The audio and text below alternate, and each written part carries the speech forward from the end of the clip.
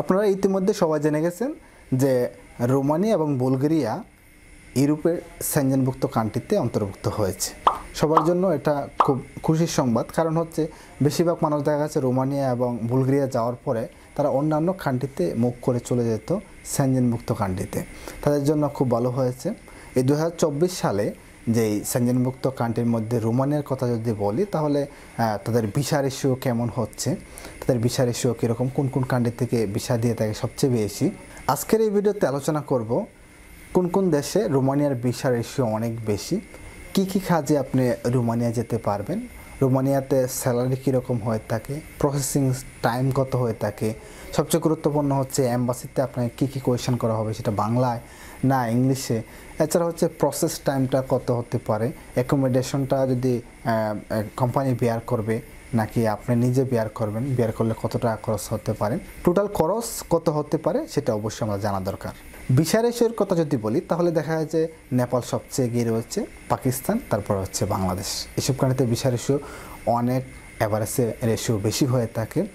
কাজের ক্ষেত্রে যদি বলি, তাহলে কিছু নির্দিষ্ট পরিমাণ কাজে ভিসা রেশিও অনেক বেশি, যেমন ওয়্যার হাউস ক্লিনিং বা কিচেন হেল্পার, এই ধরনের কাজ কিন্তু খুব অ্যাভেলেবেল রয়েছে।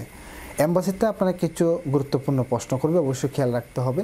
যেমন প্রথম প্রশ্ন আপনাকে করবে আপনার নাম কি, আপনি কোন শহরে বসবাস করেন এবং কোন শহরে আপনি গিয়ে কাজ করবেন, অর্থাৎ রোমানিয়া কোন শহরে কাজ করবেন।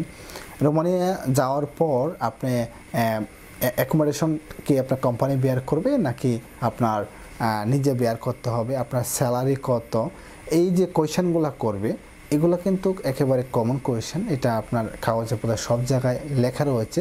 তবে একটা খুব গুরুত্বপূর্ণ কোয়েশন করবে যে রোমানিয়া যদি আপনার 3 বছরের কন্ট্রাক্ট থাকে, 3 বছর কাজ করার পরে আপনি কি করবেন, সেই প্রশ্নের উত্তরটা খুব গুরুত্ব সহকারে আপনাকে দিতে হবে, কারণ এই প্রশ্নের উপর বিশেষ করে আপনাকে ভিসাটা অনেক বেশি দেওয়া হয়ে থাকে।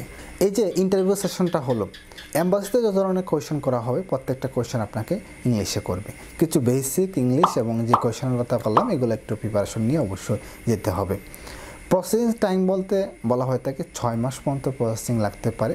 কস্ট যদি বলে থাকি তাহলে দেখা যায় 700 থেকে 900 ইউরোর মতো আপনার কস্ট হতে পারে। একজন নর্মাল ওয়ার্কারের বেতন হতে পারে 800 থেকে 1200 ইউরোর মতো। যদি কোম্পানি আপনার অ্যাকোমোডেশনটা বহন করে, ট্যাক্স বহন করে, তাহলে কিন্তু আপনার খরচটা অনেক কমে যেতে পারে। বর্তমান সময়ে রোমানিয়ার ভিসা রিজেক্টেড খুব বেশি।